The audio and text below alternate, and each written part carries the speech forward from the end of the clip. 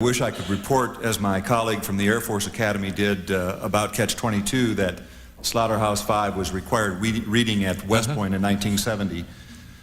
It wasn't. We had our own literary firestorm. Captain Josiah Bunting had just published Lionheads, and it was a little bit controversial, and at a place of 190 years of tradition, unhampered sometimes by progress. It's hard to open the mind to contrary thoughts. I teach seniors here at Florida State University in the Army ROTC program, and much to my chagrin, I would say, I'm given one block of 75 minutes that I am to teach a lesson in the just war tradition. And anyone who has read your book and thought about war knows that that sometimes doesn't ring true. 1,500 years of philosophers from St. Augustine and St. Thomas to the present have had a hard time trying to put something in writing. But my job is faced with trying to prepare young men and women to serve in a profession which is sometimes euphemistically called the controlled use of violence. For someone like yourself who has written and experienced Dresden, is it possible, do you think it's possible for a person who is educated and has an understanding of or thought about morality to embrace the concept of a just war? Or is the ability to do that going to lead inevitably to a Dresden or Hiroshima or a Mine? No, I think we fought in a just war, and we're a rotten, spoiled generation. It's the class of 1922, 23, 24, because there have been practically no just wars in history. And I think it's so tragic that so many of our young people were made to go fight in Vietnam when even the people running it knew that it made no sense. No, we're rotten spoiled. I wouldn't have missed World War II for anything. It was a great adventure. And people ask if I was deeply wounded by this experience. No, my character was formed by the dogs in my neighborhood in Indianapolis when I was 12 years old. Some of them were scary, some of them were friendly, and so forth. Dresden was just a great adventure for me. And one time, when I was teaching, and a girl said, "You know, I've never seen a dead person." And I said, "Be patient."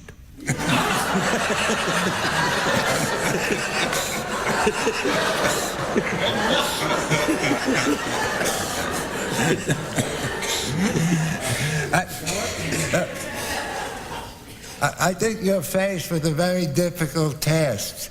It would seem to me that to create an effective fighting unit, you have to impress upon them the fact that they are not to think about what is right or what is wrong, or about the nature of the action they're in.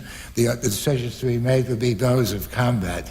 Once you give individual servicemen the opportunity, encouragement to begin thinking critically, skeptically, and morally about the action in which they're involved, you're going to create hesitation, delay, and opposition within the unit itself.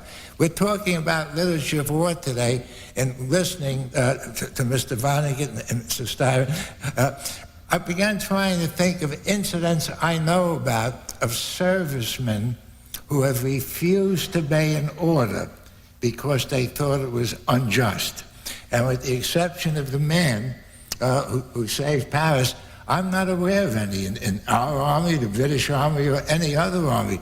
The tendency at the time is to do what you're told.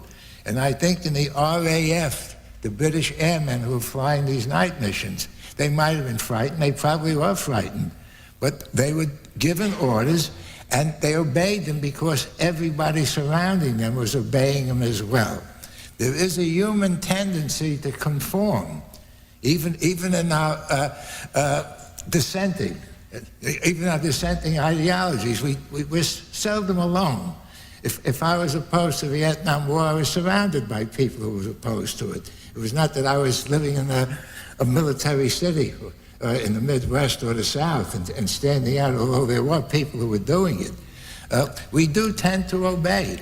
And in the military, I think it becomes essential. You can't give every serviceman the right to say, why are we doing this? and I was only going to add the footnote that I would agree with Joe Heller that it's a rare event indeed when a military person refuses to obey an order. The only one I can think of, I wrote a review of a book quite a few years ago, a book about the My Lai massacre, and the trial. It was called The Trial of Lieutenant Calley by a writer named Richard Hammer. And in the detritus and the accumulated detail of that hideous massacre, where a horrid little second lieutenant with a machine gun and his friends massacred hundreds of innocent villagers in Vietnam, there stands out one lone private who simply said, "I'm not going to do this." And it's an interesting thing because he's forgotten. But his testimony was very wrenching because in the midst of all of this, one of the sergeants who had been caught up in this lunacy, this incredible bloodlust, told him to shoot a couple of children. And he in his testimony said, "I ain't going to do it," and sat down and threw his rifle into a ditch and stoically sat there while the horror unfolded around him. And he's the only hero of his kind that I know from the Vietnam War.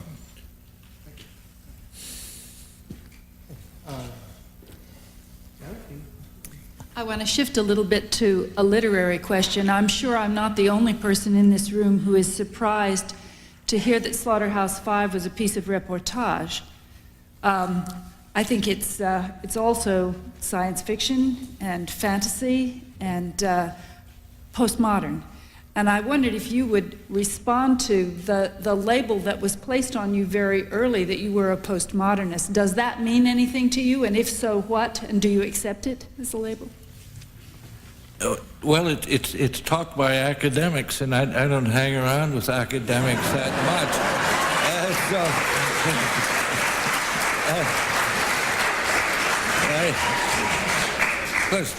It's like the Molière character, right? Who was told he was writing prose, and he was just thrilled.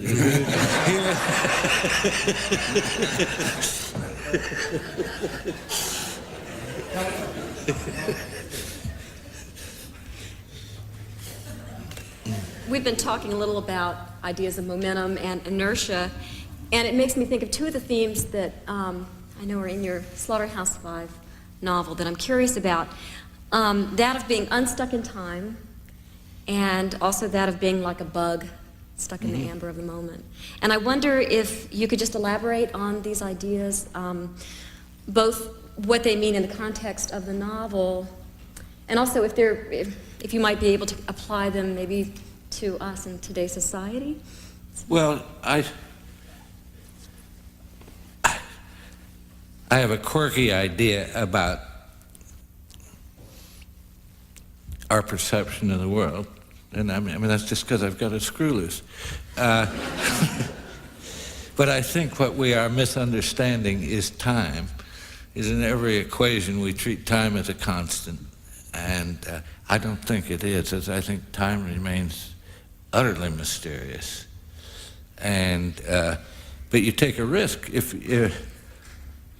you don't write sequentially. You don't do it either. You don't follow one incident after another necessarily. And but my books are taught in high school sometimes, Slaughterhouse-Five, and kids are having trouble reading.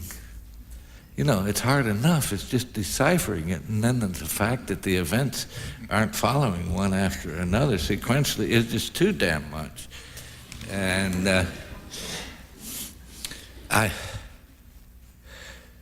anyway, I had a friend who said my work had everything but originality, and I think it's true of anybody because the libraries are pretty full these days.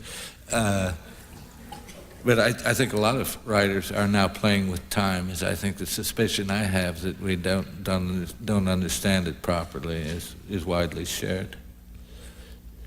I wonder if I could follow up on Janet's question, because I too think of Slaughterhouse-Five as a much more significant intellectual event than reportage. And I wondered if perhaps you had a notion of therapy and solace, of coping with For me, unbearable yeah. phenomena. Sure. That you were aiming for a purpose beyond just saying what the facts were. Right. Well, I'm going to use an unfortunate word here, which is generally used in academies, but has unpleasant associations. It's when I wrote that book, I experienced catharsis. Thank you very much. Good. We may come back to the panel again, but we do want to take a little time to offer the audience a chance to ask Mr. Vonnegut or any of the other members of the panel some questions. If there is anyone who wants to raise a question, we have a microphone here. Please, would you come to the microphone there, please? Oh, yeah, we have one. This person. I wondered if the three authors could share with us any recent books you've read that you thought were great. They don't have to be new books, but what you've read recently, the novels that you really enjoyed. Any one of you might have enjoyed? Any works that you think are great?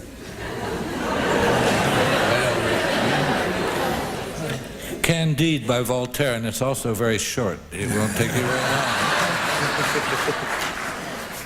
Slaughterhouse-Five by Kurt Vonnegut. It isn't long enough. Mr. Tyler, do you have a list? I'm drawing a blank. I just, this is one of those questions that stumps me utterly. I'm just always. 5 minutes from now, I'll give you 5, but at the moment I can't do it. So, would you, if I can report on a conversation we had last night, what about Moby Dick? Would you?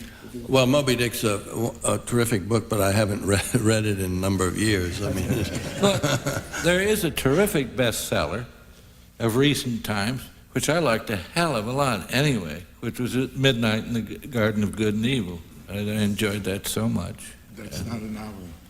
That's not a novel? No. I like it.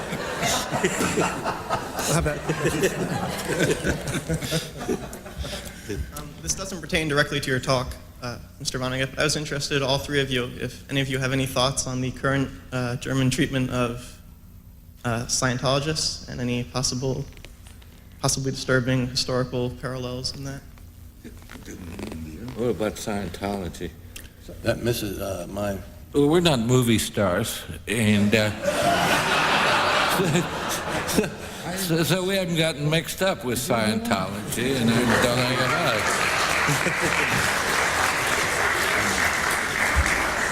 it. Next question, please. Hi, my father was in the military. He was in the Navy for about 30 years. He was in World War II, and he proceeded to go up through the ranks and performed a lot of different tasks. But he was in a think tank while he was in the military called the Hudson Institute, and he was part of a group that decided whether or not we were going to go into Vietnam. And he said supposedly the most intelligent man in the United States at the time was speaking to, I assume, the National Security Council or something, and was saying all the reasons why we should join the war. And my father stood up and said he was the only one who ever corrected him. And he said that he stood up and said, the main reason that we should go into the war is because we haven't been in a conflict for about 10 years, and it's something to do. We have the military, we need to build it up, we need to exercise, we need to participate in this conflict. And the man said, you are very right, that is the main reason why we should go into the war. And I was wondering if you thought that there's any way for us to step beyond this mentality, this bureaucratic mentality of just continuing to act like this. Do you think we can ever grow up as a civilization? Well, I think it's a form of entertainment now, is I think almost everything that happens is a form of entertainment, and I think that we're learning to use military might in small ways and not get too hooked, as for instance our arresting of Noriega, Manuel Noriega, the chief executive of Panama, of a sovereign nation. We brought all our stuff in there, including the stealth bombers. We killed about 6,000 civilians, apparently, in the process of arresting him. But that was manageable. That was entertainment. It was show business. It was in and out. And I think there will be more and more events like that that will justify the military life. During the biggest disappointment in my lifetime, really, is that the invisible bomber turned out not to be invisible. As I thought on Air Force Day, we'd go out to the nearest air base or anything and walk around, and all of a sudden, boink, and what was that?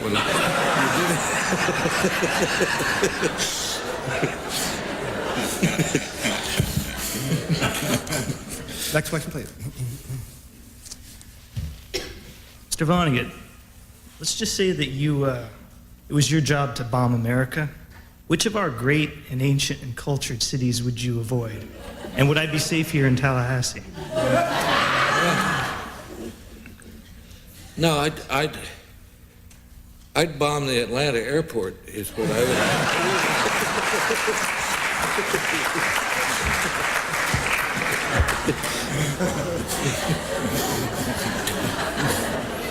Next question. Mr. Vonnegut, one metaphor that's not directly related to war, yet something that Mr. Heller discussed that's present in your fiction, specifically in your first novel, is that of computers dehumanizing humanity, to paraphrase Nietzsche. I wonder if you could speak a bit to that. There seems to be a connection between computers and warfare.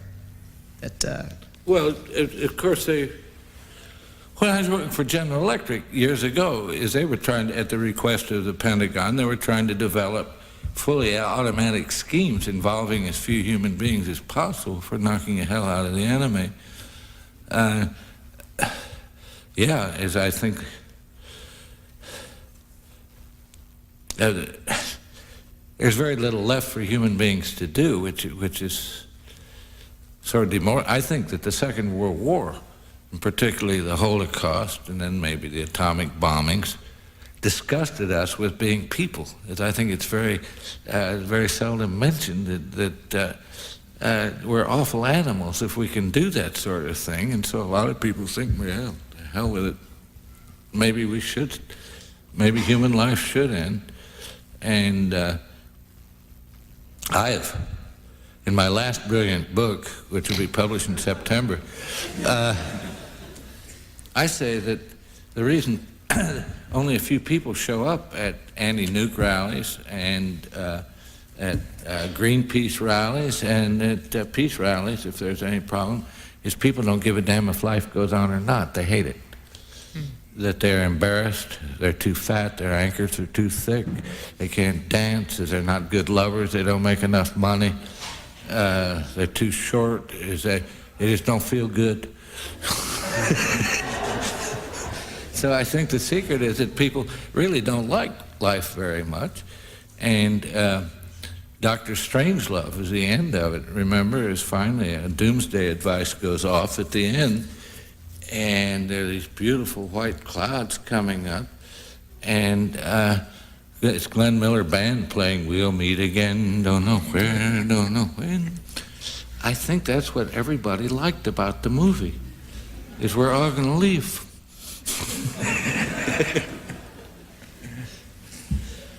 Thank you.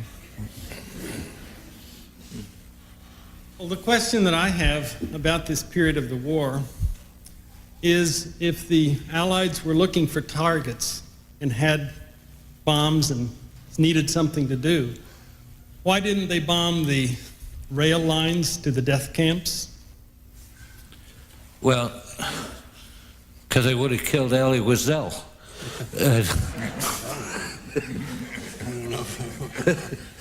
No, you say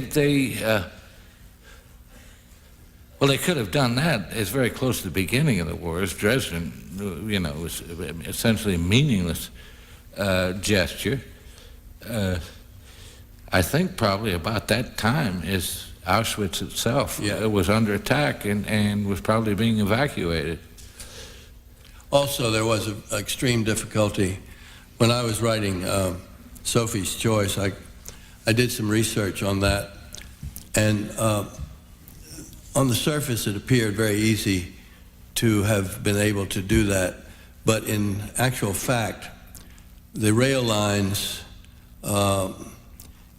heading into the camp were situated such that it could have easily caused a terrible damage to an injury to the inmates, to the people who were already victimized.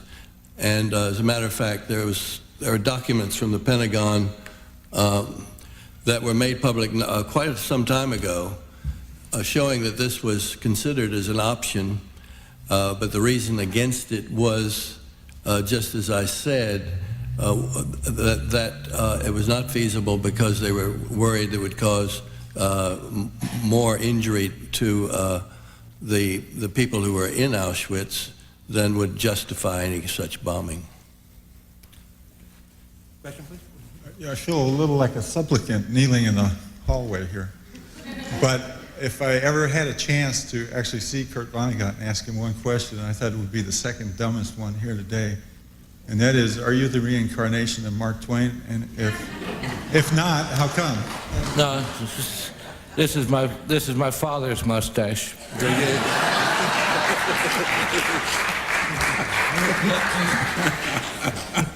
Yes, please. Literary question again to all the guests, if they could answer this one. When you're dead and gone, many decades from now, what would you hope to be your literary legacy? Who are you asking? All three of you, if you wouldn't mind. What would hope to be a literary legacy? Yeah, all right, if I could leave one book of my hundreds, I'd rather leave Cat's Cradle than any other book. Which one of your books would you leave? What was the question? You can only be survived by one book. What book is it going to be? Your book.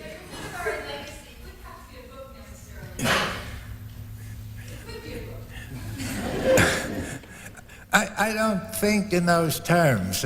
When life ends for me, it ends, and I don't much care about my reputation after it's done. Mr. Tyler, do you want to? I feel very much the same way. I don't think it's an answerable question. Writing for me has been such a difficult process over the years I've been working that I'm very pleased to have, exhaustedly and relievedly pleased to have produced what I have produced. And each of my works has, I can see in retrospect, terrible flaws and considerable virtues. And I would not assign any particular scale of values to any particular one. I just think that I would hope that the virtues outweigh the flaws, and that they're all read sometime after I go to the great writers' colony in the sky. I'd like to touch on an aspect of Bill's remark, and that is something most people don't realize. Writing novels is not easy. It's very hard work. It grows harder the older you get, and unlike other professions, it does not grow easier with experience. Question, please. One thing to say about our profession now is James McNeill Whistler, the American painter who worked mostly in England, said one time, if you want to see envy, go among the painters. This is not true of novelists, by and large.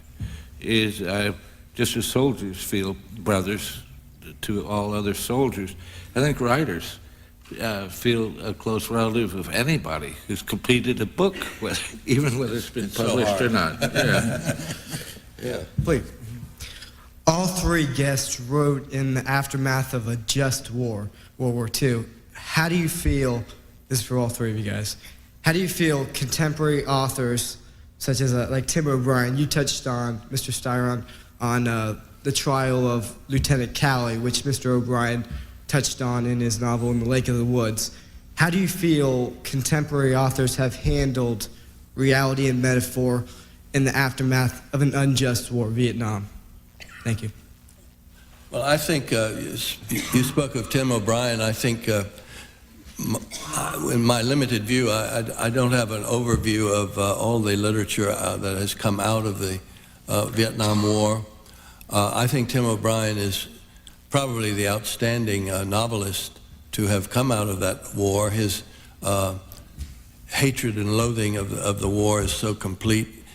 He's very eloquent in making that hatred and loathing manifest on the page. I would say, however, that there are two books so far. I don't know if there will be any others because time is running out. I wouldn't foreclose the time yet, but the Vietnam veterans are getting older, and I don't see any new Vietnam literature on the horizon. But I would say that barring some masterpiece, that the Vietnam War was best expressed by two works of nonfiction.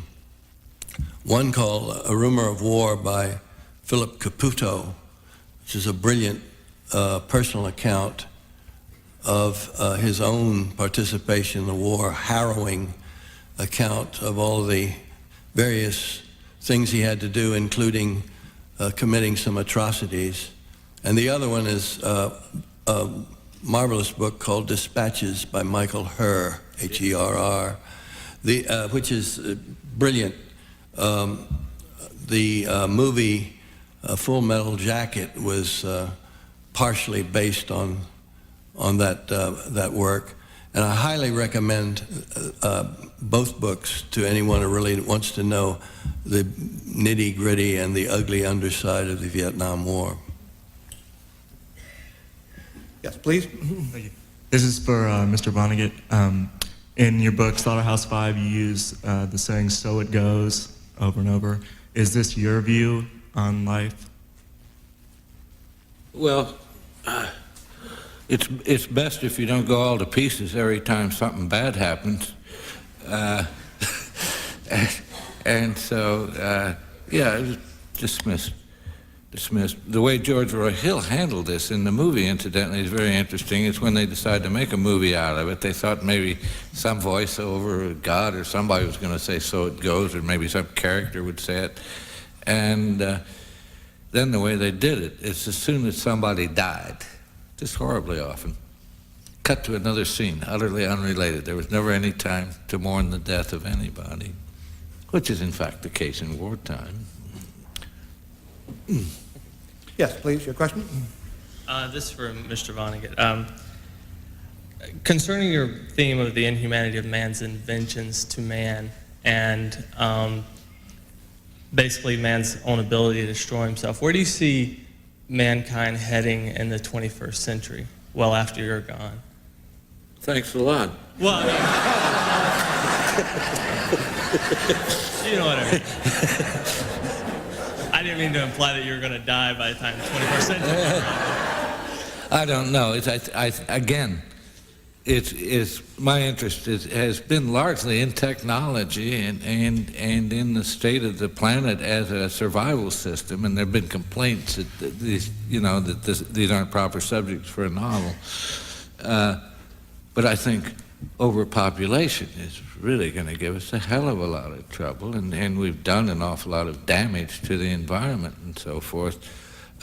So I'd say the news is going to be bad just because it's going to be so much harder for human beings to survive and eat. So the news is bad. As Isaac Asimov, the late Isaac Asimov, I was at a symposium like this with people like us sitting in front of the audience, but somebody asked Asimov how long the planet had to go. He was a biochemist, of course, a very capable scientist as well as a great science fiction writer. And he said, earth, air, fire, or earth, air, or water. And so somebody else said, all of them. So I said, so many years for topsoil, so many years for air, so many years for water. This is chilling. And the guy knows what he's doing. Actually, I think we're going to get hit by a meteor.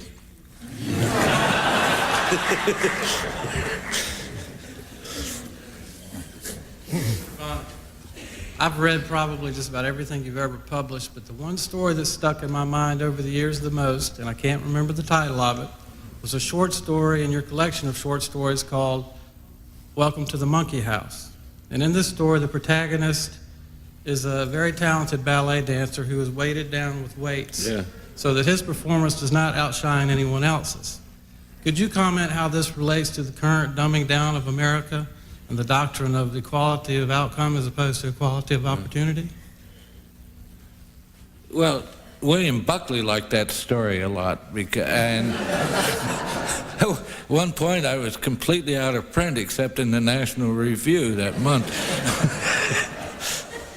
And the Wall Street Journal published the story. It was called Harrison Bergeron, and it was where there'd been amendments to the Constitution so that none of the citizens would feel like something the cat drug in because they were too ugly or too slow or whatever. And so everybody, if you were beautiful, you had to wear a rubber ball for a nose, and if you were too graceful, you had to wear sash weights tacked around your ankles and so forth. And the name of the story was Harrison Bergeron, and I was just commenting on high school.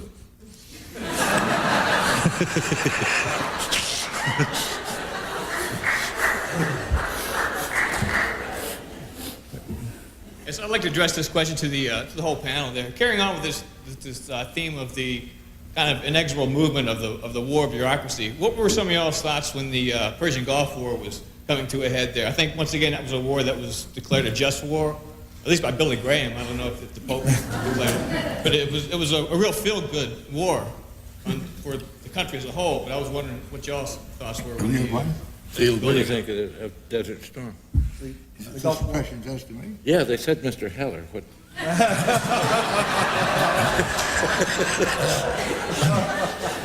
I felt about that war the same way, or in more intense form than I felt about our previous wars, Vietnam and Korean War. My aversion to it was based largely on my inability to be convinced by national spokesmen that there was any reason to go to that war, any convincing reason. I found every explanation unbelievable and incredible, and consequently, since I thought they were lying or they did not know what they were talking about, I could see no justice for that action taking place. One of the remarks I did make at the time was that George Bush doesn't know why we're going to war, and I didn't know. If he knew, he would tell us. Yes, I agree with you. Did you want to comment? Well, it's just war as entertainment, again, and to draw attention to George Bush and to our Army and Navy and Air Force. But again, it was manageable. We weren't going to get into really bad trouble again. And another appalling thing about it was that it was another undeclared war. He was determined to go to war without seeking the approval of Congress or Senate, so a declaration of war became superfluous. Your question, please. Okay, Kurt Vonnegut, please. If you were Howard S. Campbell, would you rather be with Resi Noth or Helga Noth for the rest of your life? That's a very friendly question. I think most people don't know what it's about. It's about my novel, Mother Night, which has been made into a movie played by Nick Nolte and Alan Arkin and John Goodman. Anyway, I don't know. Who would I rather be? I don't know, but thank you.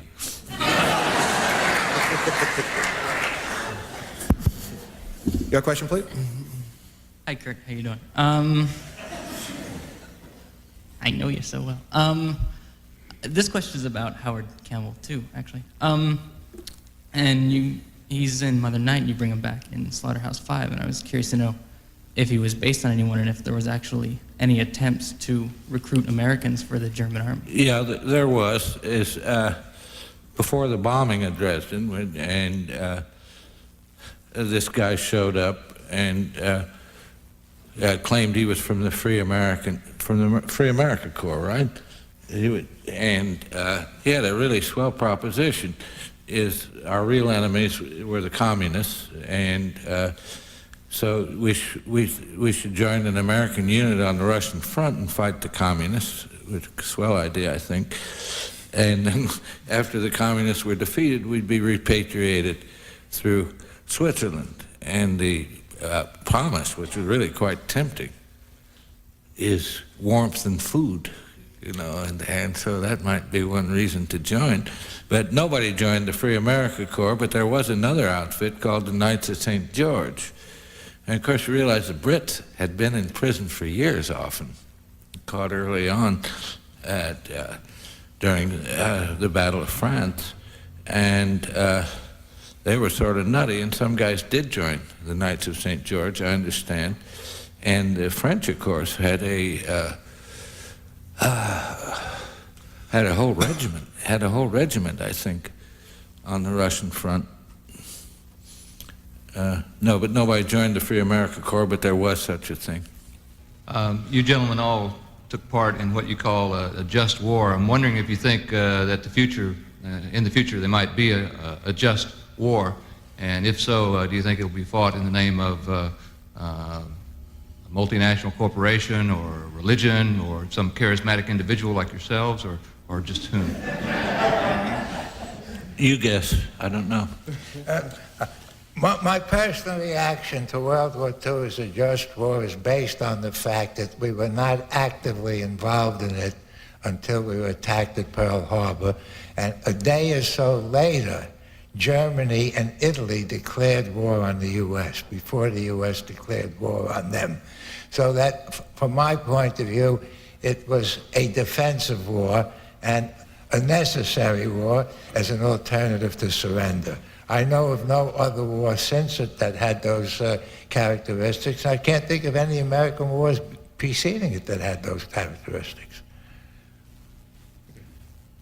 Yes, please, your question. You mentioned earlier, in the earlier speech today, that Jefferson and the Founding Fathers relied on us to be good citizens and decent. What do you think caused this decline in decency, and also what happened in the world that enabled us to be capable of such grand-scale inhumanity as in World War II? Well, I think they had a manageable little society there and of their own kind, and so you could expect decency. I don't know what the whole population of the United States was then, but not very many people, and with very similar views. And I mean, it's ridiculous to try to belong to something as big as the United States, for God's sake. You know, it can't be done. It's everybody and everything is here. One thing, the United States is so big that we can have wars going on someplace, you know, like Los Angeles. We don't even have to acknowledge it. But it's Jefferson and Madison and Washington and Benjamin Franklin belonged to a folk society, and no such things exist anymore.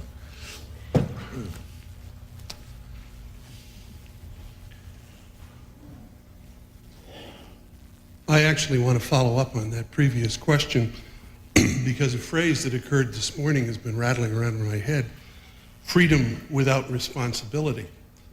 It seems to me that you have been documenting, especially in World War II, just war or not, that technology gave us the freedom to do whatever we wanted. Germany, Japanese, us, and we did it. And that has created a society of victims, and victims don't have any morality. Do you have any comment about that? Yeah, well, I think war has always been bad for us, and I think it all dehumanizes us even without new technologies. But what is really on my mind is new technologies all the time and what they're doing. And what I say about the computer age is they're just trying to knock everybody down to minimum wage. or they wouldn't be investing all their money in these damn things. And of course, everybody has to buy a computer now, the way they all had to buy a TV set. And it's like inviting you to dig your own graves, you know. And I've said, too, that it used to be that a man or a person who got into some sort of trouble and lost a job, we used to say he had his head handed to him on a platter. Well, now people are getting their heads handed to them with tweezers, microchips.